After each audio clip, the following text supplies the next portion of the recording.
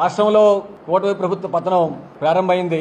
చంద్రబాబు గారు ప్రజలు ప్రతిపక్షాల తాలూకా నిరసనల్ని సహించలేకపోతున్నారు. గూగుల్ డేటా సెంటర్ ని సిపిఎం పార్టీ బృందం పర్యటించింది. ఆ పర్యటించామని చెప్పని సిపిఎం పార్టీ కేంద్ర కమిటీ సభ్యులు, జిల్లా కార్యదర్శి, జిఎంసీ ఫ్లోర్ లీడరు, ఆర్లోవా జోన్ నాయకుల మీద ఆర్లోవా పోలీసుల ద్వారా చంద్రబాబు ప్రభుత్వం అక్రమ కేసులు బనాయించింది. మేము ఏ నేరం చేశాం?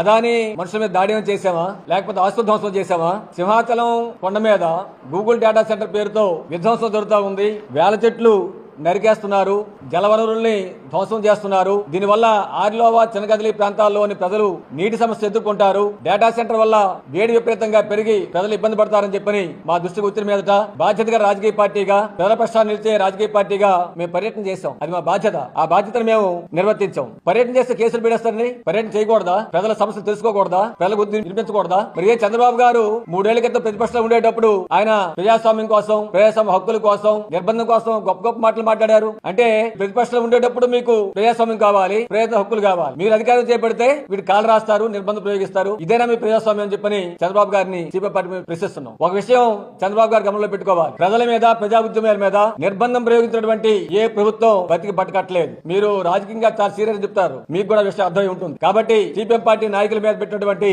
ఈ అక్రమ పోలీస్ కేసుల్ని తక్షణమే రద్దు చేయాలని చెప్పని మేము డిమాండ్ చేస్తున్నాం.